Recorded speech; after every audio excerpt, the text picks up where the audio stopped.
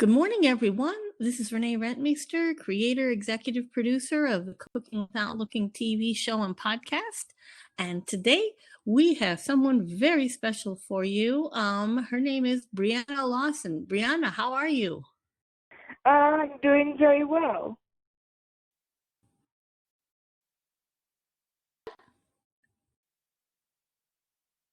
Hello? Hello, Brianna. Hi. Sorry, the connection's sometimes bad here, but I'm doing very well. Okay. Um, that's great. That's great. Tell us a little bit about yourself. I'm 19 and I recently graduated from FSDB May 24th of 2019. And when I'm older, I want to aspire as a fashion designer and hopefully maybe do something with cooking along the lines at that point. Yeah, you sound like a creative person. Yes. Yeah, I love to be creative in any way, shape, or form, whether it be art, designing, or cooking. Well, tell us a little bit about yourself. Well, my blindness, what I have is called optic nerve hypoplasia. It's where my nerves and the optic nerves in my eyes are not fully developed, and that caused my visual impairment. I see. So how much do you see? What do you see? Actually, I can see more out of my right eye than I can my left. But when I was born with this condition, I wasn't born with any sight at all. And Oh, I didn't gain my sight until I was 2 years old, I believe. wow, that's interesting. I've Mhm. I've never heard of that. So you actually it sounds like it grew into place in a way if as you got older. Yes. So your parents probably thought that you would be blind all of your life. How did they take that?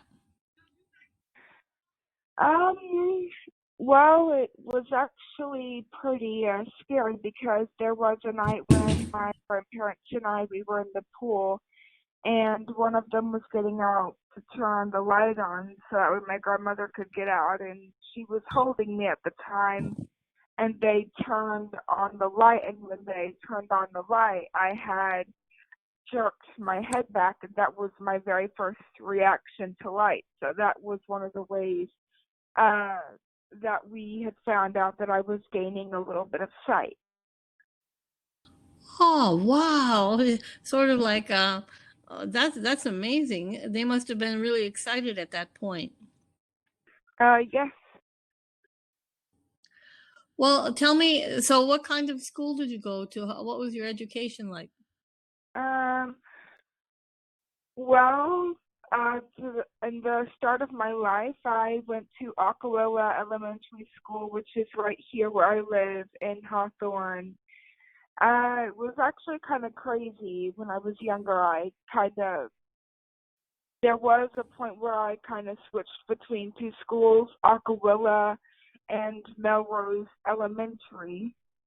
But I mostly stayed at Aquawilla, which they were very good there with my eye condition, and they were very understanding, and they helped me uh, do new things and tackle learning a different way because of my eye condition. How did they have what did they have Um, special books or anything? well, actually, back when I was in Aquawilla, I started meeting up with a vision teacher who I've had for a good couple years, and they would make my work large print so that way I can see it. And uh, also, that was also the year that I had also got applied for a division of blind services, and I had gotten a CCTV magnifier, and that has also helped a lot as well. That's great. So tell me about your cooking expertise. You sent a recipe over to us today. Um, Give me some tips on how you, as someone who's visually impaired, has overcome that with your cooking. Well, actually, there's a lot of people in my family that cook, but there is one particular person that I have learned my cooking expertise from, and that is my grandmother. She basically, honestly, in my opinion, kind of lives in the kitchen. And I've learned some of my cooking tips from her. She's also a really good baker, and I've learned some baking skills from her as well. But the thing is, though, I didn't learn from just her. I also learned how to cook when I went to Florida School for the Deaf and the Blind in St. Augustine. And basically, with their school, when you first come, you don't start cooking right away. You don't really start cooking until your junior year. You don't cook till you're a junior, and you continue cooking your senior year. And they teach you all different kinds of kitchen tips and stuff like that. Like when we cooked, they had a touch screen oven and stove over there where we can easily see it, and they also put braille labels on the buttons on everything there, and they had talking microwaves and things like that to help us to be better in the kitchen. What are some of the tips that you've learned from your grandmother? Um, well, actually, she taught me how to, uh, like- okay, so basically with my grandmother, she had taught me how to make stuff like brownies in a crock pot, and they are very, very good. And I actually cooked them a couple months ago. They were really good. How long do you put the brownies in the crock pot? Um, well, I really can't remember, but it's a really good recipe. But I think it's probably within like maybe 1 or 2 hours. That's Wow, that's yeah, and it doesn't are they hard to take. get out? No, they're actually not hard to get out. Because my grandmother, she uses pan cooking spray to make sure the brownies don't stick, and they're very good. Ah, that's great. That's great. What other kind of tips has she taught you, or that you learned from the school in St. Augustine? We had a bunch of the kids from there on our show one time, and it was just like an amazing, uplifting, great feeling when they were there. Yeah. Well, actually, from my school, whenever we cooked in the kitchen, I remember a dorm staff that was there, and she was in my dorm when I was in my junior year, and I was making green bean casserole. Um, Mm. I was making green bean casserole for our special Thanksgiving dinner, and I was opening up the can, and I was having trouble getting the lid off of the can after I opened it. And so my dorm staff over there, she taught me this trick where I take a strong magnet from the refrigerator and I put the magnet on the lid, and the lid sticks on to the magnet. And Wow, that's so that simple. yeah. Mhm. But that's great. Yeah. That's one of the tricks that she has taught me. And then uh I started making my peppermint bark during my junior year, and ever since then, I decided to make it a tradition. But my peppermint bark that I make it every Christmas, and everyone that I seem to make it for absolutely loves it, and it really, actually, the peppermint bark, every single time I make it, it doesn't really even last a day. It doesn't even last a day. I- And oh my God, that sounds so good. Even when I saw it, I'm like, oh, this sounds great. You know, we've all been in this pandemic thing. This is great to like start preparing for Christmas and the holidays and well, you know what? Why don't you describe how you make your peppermint bark now while we're speaking of it? Okay, well, actually, I was looking up some recipes online, and I found a recipe for reindeer peppermint bark, but I decided to modify it a little bit, to where to my creativity and other things like that. Um, the recipe does use white chocolate, but for me, I use almond bark. I like Oh. almond bark. So really the ingredients that you really need is a big cookie sheet, some parchment paper, some almond bark, mint Oreos, peppermint M&Ms, candy canes, and I added one more little ingredient to uh, the uh, the bark to make it look more festive. And I like to get assorted Christmas sprinkles to put on top of it. Wow, you so how do you go about making it for our audience? Tell them how you prepare it. So really, all that you really do is put the parchment paper on the cookie sheet, and then you take your almond bark out and you put it in a big bowl and you melt it in the microwave for about 1 to 2 minutes. But between those 1 to 2 minutes, you should take the bark. You should take the almond bark out of the microwave and stir it occasionally. That way, it'll help the melting process more, and it'll stop the almond bark from burning. And actually, that's what I learned the very first time I made it, is to always stir so that way it'll melt faster and it'll be less likely to burn. And Oh yeah. that's what I've learned the first time I made it. And if it's not melted all the way, put it in for an additional 30 seconds to 1 minute. And once you're done with that, you have to have your cookie sheet and parchment paper ready, because the chocolate will harden pretty quickly at that point. So when you do it, you quickly put it on the parchment paper and the cookie sheet, and you spread it around to all the edges, and you even it out, and you crush up your Oreos and your candy canes. And I don't crush up the M&Ms. I just leave them whole, and Yeah.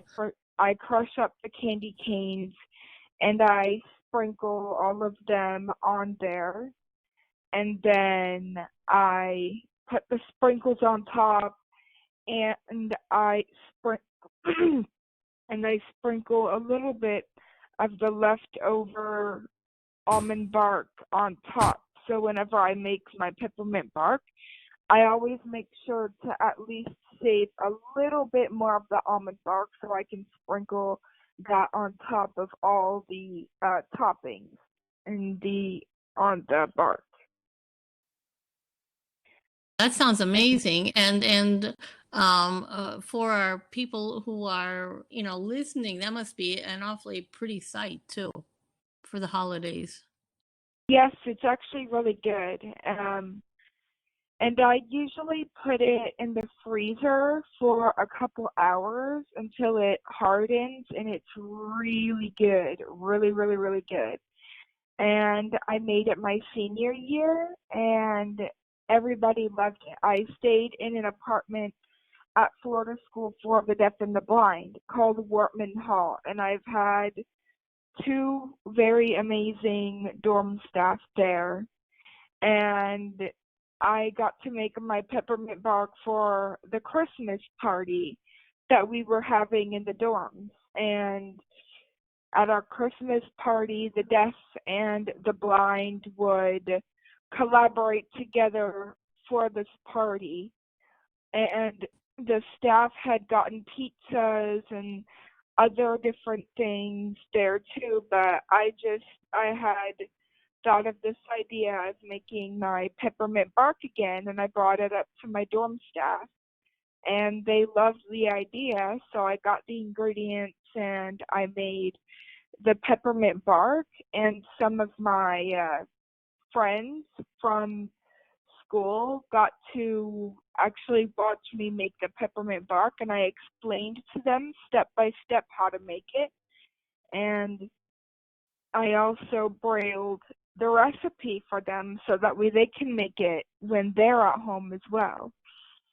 And I had brought it over to the Christmas party, and it was a big success. Everyone absolutely loved it.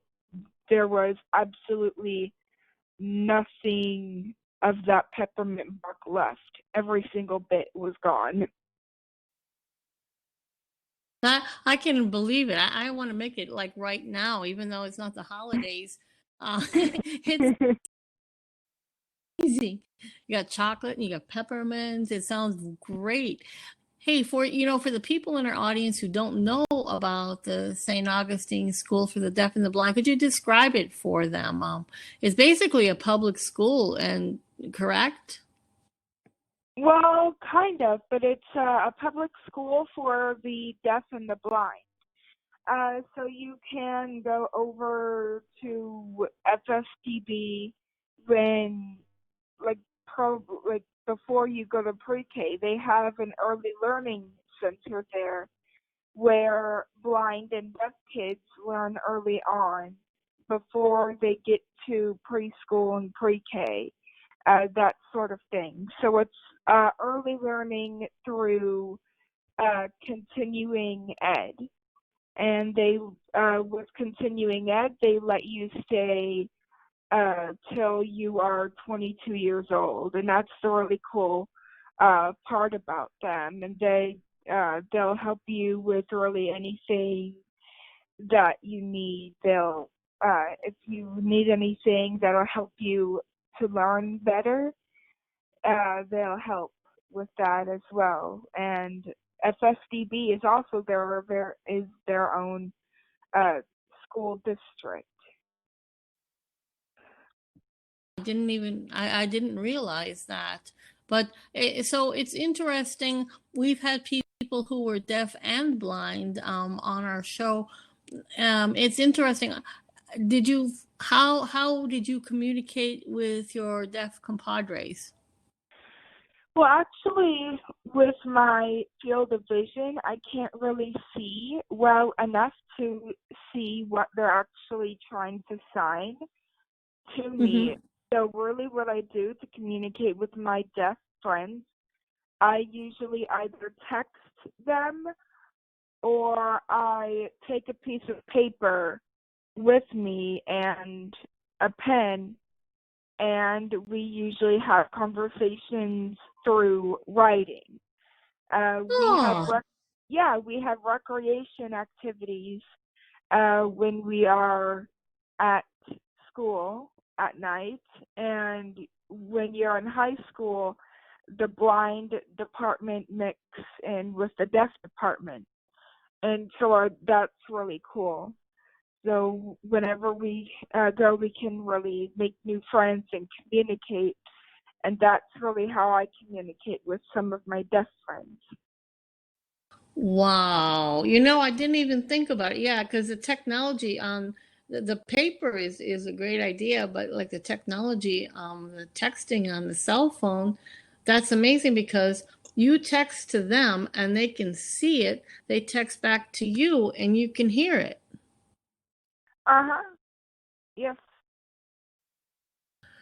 That is just wonderful. We had on our show we had couples, one of whom was deaf and one was blind, and so we discussed that. But that's, technology is so amazing, isn't it, Brianna?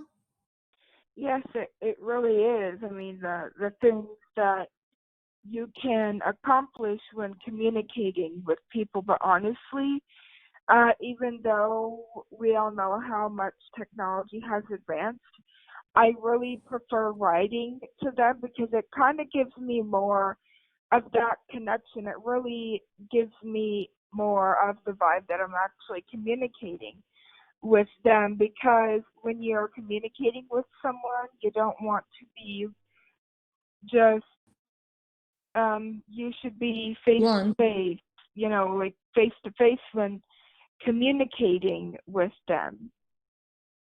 sure. Wow. And Yeah. I'm sorry. Go on. but yeah, it's just really, I prefer to be really face to face with communicating, but whenever I text them, it's through like is whenever I have like long distance. But if I forget pencil and paper, I would always bring my phone as a backup.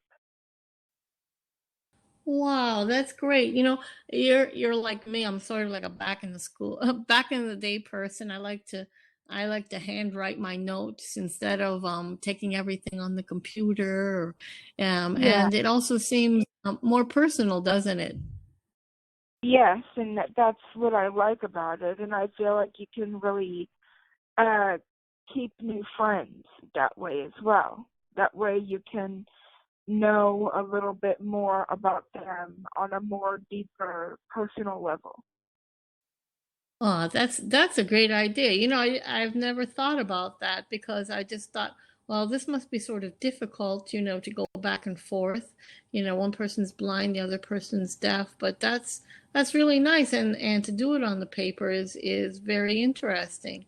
So did you stay there all week, and then they pick you up on the weekends, take you back home? Is that how it works? Yes, they would pick us up on a Sunday and they would drop us off back home on a Friday.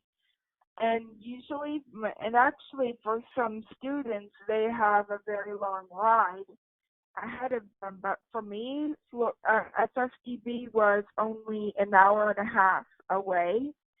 And That's not with bad. my, yeah, and with my bus schedule that I had, I rode bus 8, and with me, they would uh, uh, last and when we go to school, but when they dropped everyone off back home to their families, I got dropped off first.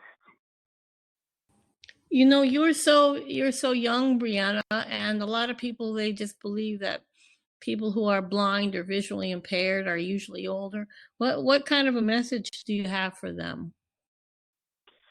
Well, honestly, the message that I have for them is to definitely keep trying and don't let other people tell you what you can and can't do without trying it and seeing it for yourself. I have dealt with that kind of diversity all of my life, and one thing that I really do not like in most people is when we people that are blind or have other disabilities tend to be underestimated. When we get told you can't do this because of your vision or your blindness, and it irritates me because just because we have a disability, that doesn't mean that we can't do certain things. We just do it in a different way. And also, for me, I really don't like being called, I don't really like a disability being called really a disability. Instead of calling Hmm. it that, I Right. will I call it a different ability, because whenever I think of different ability, it doesn't mean stuff that we can't do. It just I think of stuff that we can do, but we do it in a whole entire different way. Because when I hear someone say disability, that's just automatically, in my opinion, labeling you, saying, oh, you can't do this because you're blind, or you have this, or you have that. And that is not all entirely true, because we can also be independent, and we can also be independent, without having others tell us what we can and can't do because of our vision. Like, don't knock it till you try it. I mean, that's, yeah. It makes sense. We usually don't use the term disability very much at all, if ever. Sometimes people don't get it right away, but as you say, like you've got your whole body, okay? You've got your mind, you've got everything. To be disabled, it sounds like, someone just shut you right off. And that's not even near the truth. And honestly, like, for me, if people try to underestimate me or anyone else, my mindset is, you know what, bite at me, I'll bite back harder and show you what I can do. And that's the mindset that I have whenever people try to underestimate me. I keep it positive, but I tell them, you know what, look here, it's not about the stuff that we can't do. It's about what we can do. And also, like, before everything gets wrapped up, I do have another little cooking tip. I had made pancakes at my mom's, and usually when you make pancakes, you have to wait till they're bubbling up before you flip them. But for people that are not